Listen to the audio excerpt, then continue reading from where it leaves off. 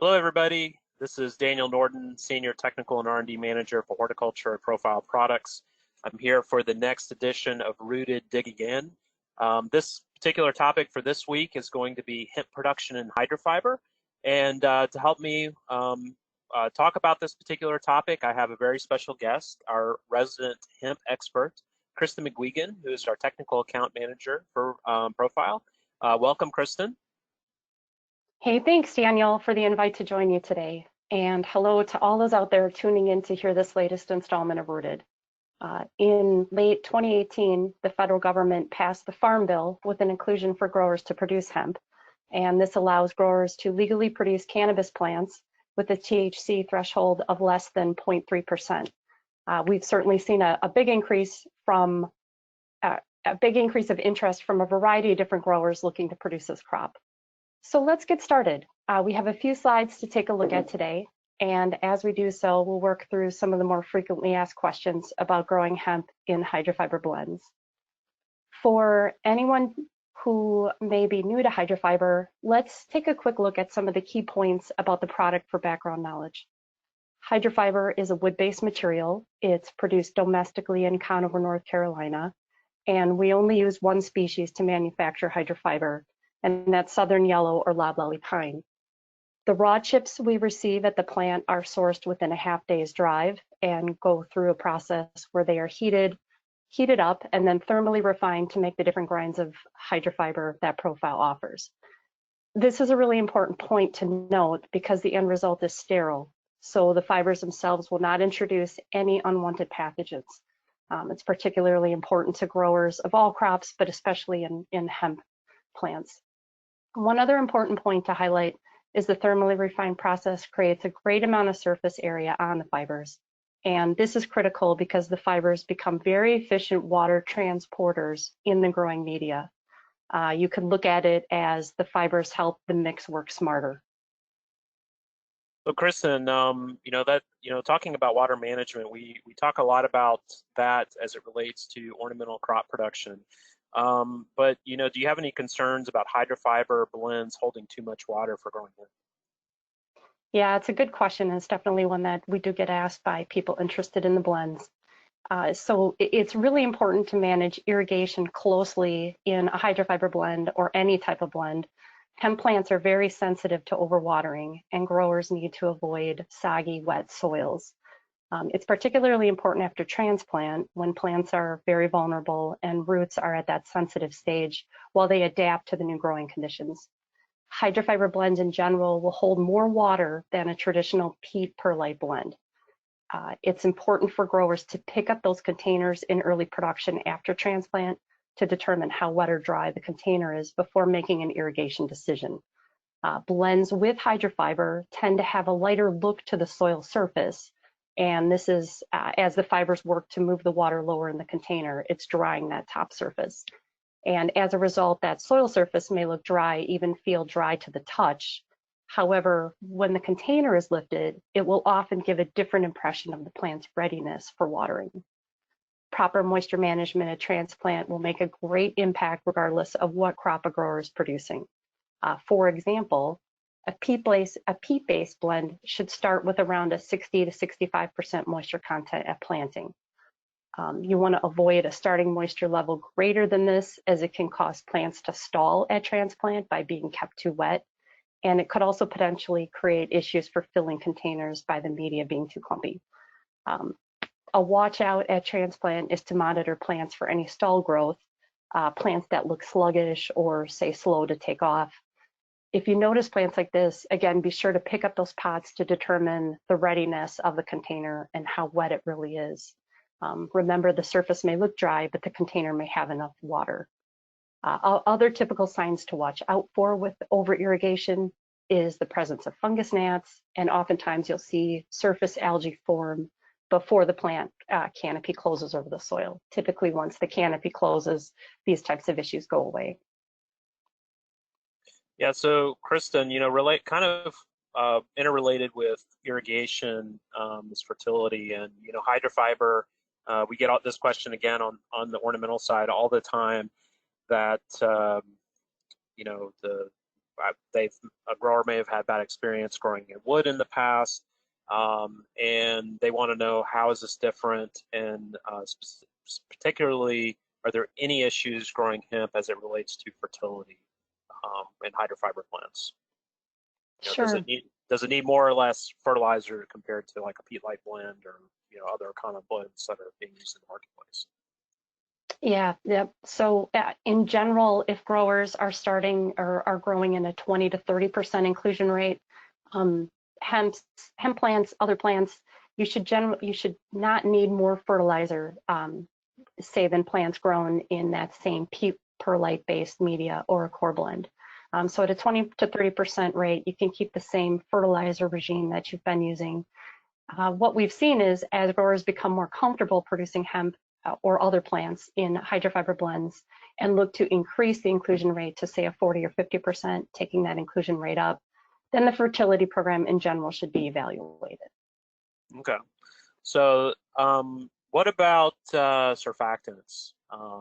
Again, in ornamental crops, in my experience, we recommend growers use surfactants, particularly if they're using a bark or peat-based growing media. Is that any different in hemp? Yeah, no, same rules will apply. And wetting agents or surfactants, they're going to help the chemistry in the growing media by lowering that surface tension. They're typically not used or needed in core-based medias since the core has a unique ability to hold vast amounts of water. We don't necessarily want to apply something that's going to cause it to hold more water for fear of stalling those plants. So in general, for a peat-based blend, we would suggest using a surfactant as it helps the blend stay more evenly moist and aids in re-wettability. For growers following a program using organics, there's yucca-based products available for wetting agents. Okay, great. And what about using hydrofiber in terms of crop cycle time? Have you noticed any growers that have been growing hemp that they've had to make any adjustments? Like, is it crops finishing sooner, or are they taking longer? What's been your observation? Yeah, in general, the crop timing for hemps produced in a hydrofiber blend should not be affected. So they should be able to follow the same production regime, count on the same days to flower, weeks to flower that they had been following when using a different media. However, we will suggest for any plant production, and hemp included, data collection is really important and suggested for every crop cycle that you're producing. Sometimes you can see some different seasonal changes, and you just want to really monitor that strain crop in and crop out to be sure of its flowering time. Okay. And so one comment that you mentioned at the very beginning of the presentation is that hemp is really a legal definition by the federal government, that it's basically 0.3% THC on a dry basis. So what effect, if any, does the substrate have on whether or not a grower is going to be hot or not in terms of THC content? Is there any insight that you've seen from the field there? Yeah, that's a great question. It's definitely something really sensitive to people producing hemp out there. And I'd say from all the information that we have seen to date, the greatest single factor affecting THC levels is directly related to the plant's genetics. So it's basically written into that plant's DNA what its cannabinoid profile will be. This is supported by research coming out of Cornell. There's also been a bit of noise about environmental factors potentially causing the THC levels to spike, and particularly what effect nitrogen might have on the crop. And there's some research out of North Carolina State University Extension, which suggests that nitrogen rates in the soil do not affect THC concentration. So the important take home here is for growers who are looking to produce a crop, that they thoroughly vet their source for genetics.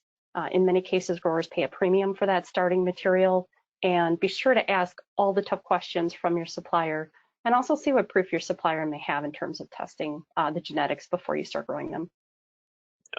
And it's probably prudent too that growers take initiative and test during the crop, right? Absolutely, yeah. As the plants start going into flower. Okay, so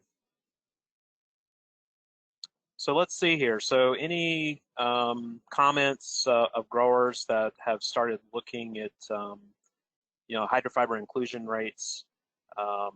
So is there any information you want to give here as far as the image that we're looking at on this particular slide? Well, I think we want to point out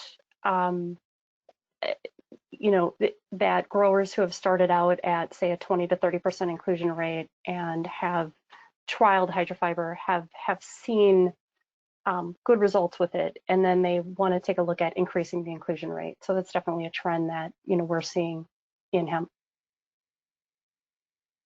So, so sorry, sorry here, I did not bring up these text boxes, but covered these. So moving on to the next slide here. So any particular comments here? So this particular plant looks like it's been grown in hydrofiber at 40%. Yeah, yep, and that's a liner. That's definitely a very vulnerable stage for for any production of crops, but particularly hemp. And I think a lot of growers who have tried to take their own liners, starting their own liners, have had some challenges. And we just wanted to really show here that growing at a 40% inclusion rate, that there really isn't any concerns. Managing that moisture is really critical, but you see the beautiful, robust root system that you can get from liners. Okay. So growers produce such a variety of different and unique growing systems, or using different growing systems. Often we get asked by growers what types of irrigation systems are compatible with hydrofiber blends. Sure, yeah, there's certainly a lot of different options out there.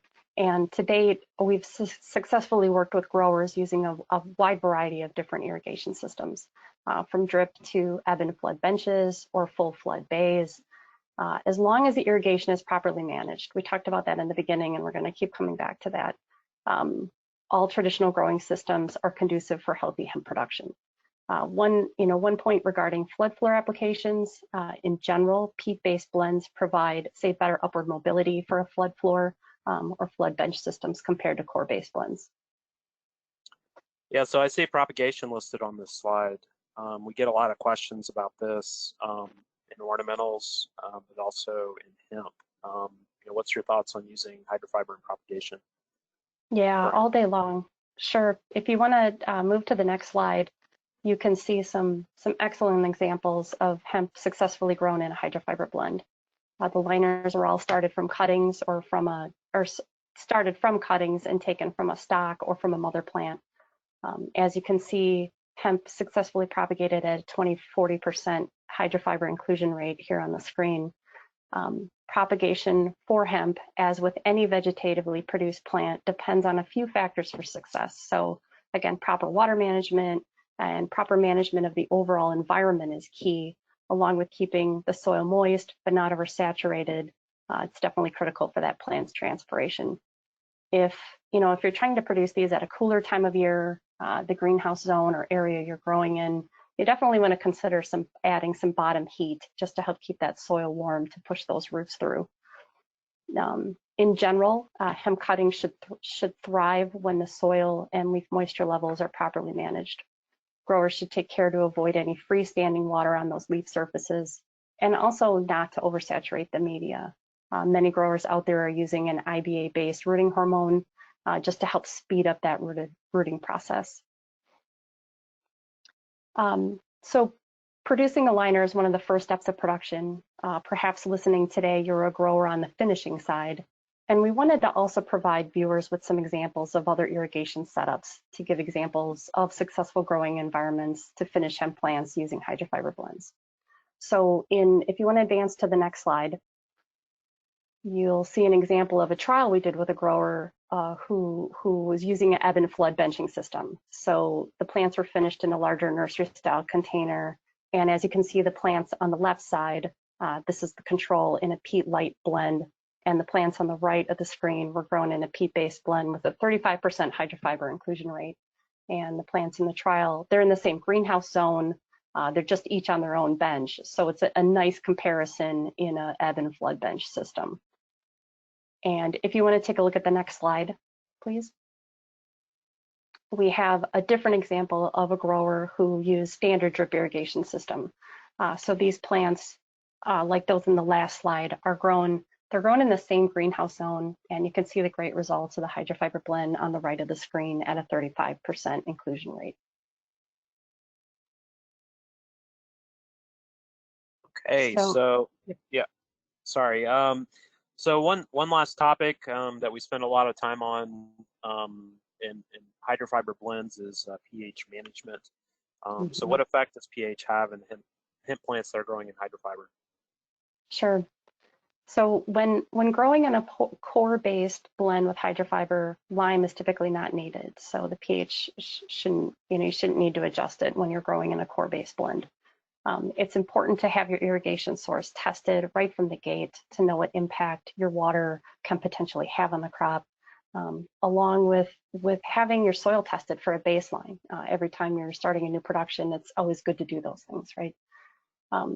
This helps you know what modifications you're going to need. pH can be corrected in a couple of ways. Some growers will adjust their water source to have a consistent output at each irrigation, and other growers may decide to adjust the pH right from the start. As growers become more comfortable using hydrofiber in their blends and look to increase the hydrofiber inclusion rate, pH management should be re-evaluated for each additional 10% of hydrofiber added to the media.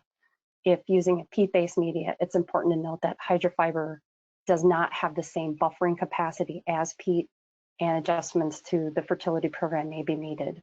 Routine soil testing and documentation is really critical. Okay, Daniel, let's take a look at the next slide.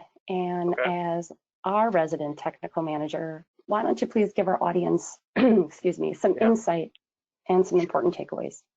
Yeah, sure. So, this may be a familiar slide. We've used it in a couple past webinars that we've done.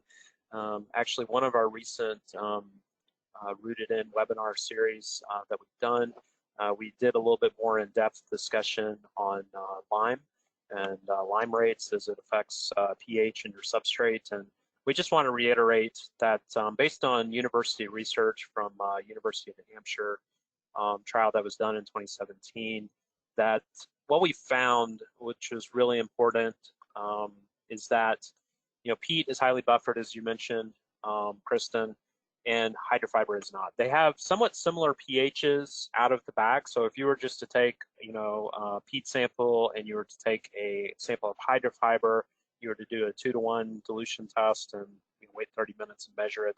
The hydrofiber sample is going to be about 4.5, whereas peat is going to be about 4.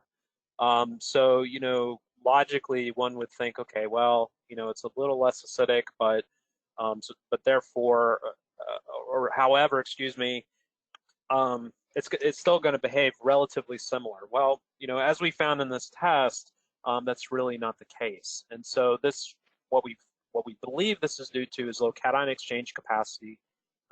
Wood in general is relatively inert. It has very, very low cation exchange capacity, whereas peat has relatively high cation exchange capacity. And also due to bulk density. So hydrofiber is extremely light and fluffy, whereas peat is still lightweight, but it is almost 10 times heavier than hydrofiber is. So those two factors, we believe, play an important role in buffering capacity. But the short message is that if you are looking to reduce the amount of peat in your substrate and replace it with hydrofiber, the general rule of thumb is to reduce your lime rate for every 10% peat that you reduce it by 10%. So, for example, if you're growing in 100% peat and you're going to an 80% peat, 20% hydrofiber, the simple rule of thumb is you would reduce your lime rate by 20%. Now, if you are going from a peat perlite mix, like an 80-20, so 80% peat, 20% perlite, and you're just substituting the perlite at a 1-to-1 ratio for hydrofiber, basically there's no change in lime rate that we would recommend. We also know that there's a number of growers that are using core-based mixes, like core and perlite. The core has a much higher pH than hydrofiber does. It's not quite as buffered as peat moss is, but it's considerably more buffered than hydrofiber is. But because its starting pH is usually around 6, most of these growers that are going to a core hydrofiber mix are not adding any additional lime. And the thing there that you really have to be careful of is your water quality. Your fertilizer is really going to dictate how stable your pH is throughout the crop, and you're essentially going to be growing hydroponically. So that's just an important consideration to keep in mind. And I just wanted to mention that because core hydrofiber blends is very popular among growers. So just to wrap it up, you know, Kristen, I guess what kind of things would you like to bring up in summary? Yeah, thank you. So we'll just take a couple moments to review some of the key points. And, we talked about moisture management a few times. We'll end with that too. It's really important to start with that, with a good moisture level from the gate, that 60-65% moisture, not having it too wet or too dry, that nice sweet spot. Remember to lift those containers, especially in the beginning while transitioning to the new soil blend, as that surface color may look dry, it may even feel dry to the touch. So picking up those pots will really give you the full story, especially in the beginning when you're transitioning. Remember that hydrofiber blends are very versatile and proven to work in a variety of different growing systems. We haven't seen an example of where it won't work yet. This is also the case as growers get comfortable in growing in hydrofiber blends, to take a look at increasing those inclusion rates and taking it to the next level. So Daniel, thank you very much for letting me join you today. Yeah, thanks, Kristen. I think this was very, very interesting, and really appreciate your time joining us today. And I just want to thank all of our listeners today. And if you have any questions, we would love to hear from you. Please reach out to us at hydrofiber.com on our website, or you can contact one of our hydrofiber experts today at the number on this slide. And again, we'd love to hear from you, and thank you very much for joining us today. And see you next time.